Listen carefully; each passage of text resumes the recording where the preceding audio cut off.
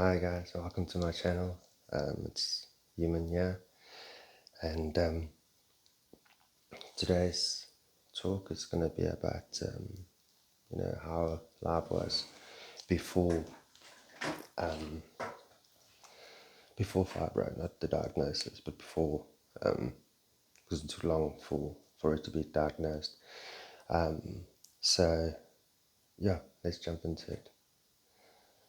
Okay, so before fibro, I used to be a very busy guy. Worked in production for 14 years. We produced mainly soya mince for the food industry. So, when you work in production, it's always time. You have to be efficient. You have to work everything out accordingly. I was a factory manager for that, or in that department. So from budgets to purchasing, to the production forecasting, quality control, food safety, help with sales, processing of of orders, seeing walking customers, research and development. So all those things fell under, falls under a factory manager's responsibility, and then it's up to you to build a team around you to support you, in your weaknesses and things that you're not too strong with. The first set of machines we bought actually came with me from Durban, KZN.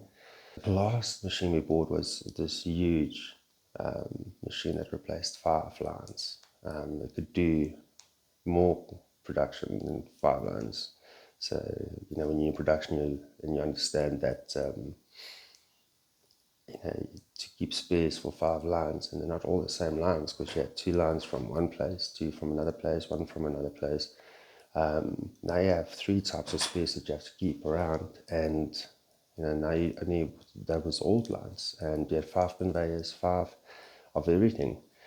Now you go down to just 1 line, and it just does more than everything else. So it's obviously makes sense to have gone that route. Also, the scary thing is that that line stopped, then you didn't make any production. Whereas on the old machines,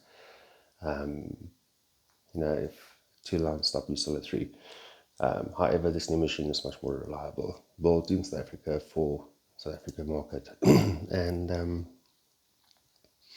so yeah, that was that was what I was doing work-wise, and that started at 6, and before you know it, the day's over. Really, every day. The days just fly by. It's just so busy, and the plant's big. Used to walking about between 20 to 30,000 steps a day just at work, and yeah, then you finish off around 5. I would go home, help Tash out, around the house, and then go to gym again. I used to go to gym before work at 6 in the morning, so I'd be at the gym at 4 until 5 or quarter to 5, and then go home, shower, and then leave for work. And in the afternoons, come home, get things from the shop, come home, help with cooking or with the dogs or something.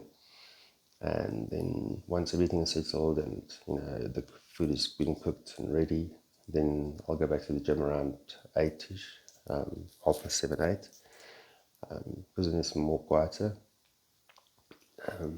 Be back 8:30, quarter to 9, and then shower, have supper, spend time with Tash, and then around 10 go to bed. And even when you sleep, it felt like you would sleep through or rush through your sleep. It felt like a nap always. Just close your eyes and open them, it was 3:30, 3 o'clock again. And that was how my weekdays were, just about every day. And then, after hours, you still had, the factory phoning you about issues or breakdowns, or if a truck showed up, for dispatches. So you were on standby as well, and a lot of times the customers would be the guys who would be phoning it after hours. They keep you busy till about 9 at night as well. So yeah, I also started studying in that time. Started studying business management at night, and that was on Tuesdays and Thursdays. I think it was 2018, 2017. I had a good friend that helped me with training and stuff. He was a personal trainer, and he when I started with this symptoms, the first one of them were, I got to the gym, started my first rep, and it felt like my last repetition. It really felt like I couldn't. There was just no, like I was weak. I couldn't lift it. It was really heavy. And I thought, no, man. And I thought maybe I'm just coming down with something, or maybe I just overdid it before. And you're always busy, so it could be anything. And then when I spoke to Sydney, he said to me it might be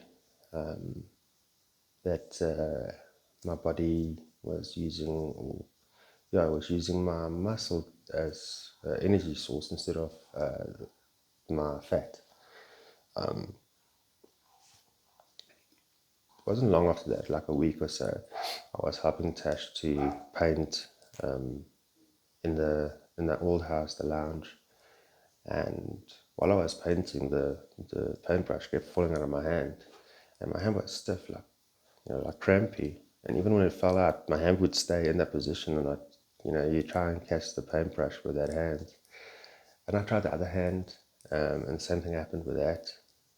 Yeah, and then also like everything was sore the next day. Like I did a really heavy back workout and shoulder workout, from your painting, and so it felt like I did a really heavy workout. And I think the Monday, that was on the Saturday, I think by the Monday, it just got worse. I went to the doctor, and so she said maybe it's just the muscle or something. So they gave me injections for my muscles to relax, which I think it worked for a day, and then all the pain just came back from my shoulders, my neck, my back, my legs. I had restless legs long before the paint brush drop issue or the gymming issue. Yeah, that was what was happening in my life before I started going to see doctors. I was really busy, active, physically, mentally active, always on the go. But that's all for today. Thank you so much for joining in today. Appreciate it. Any suggestions, any feedback, please drop a comment in the comment section and I'll reply.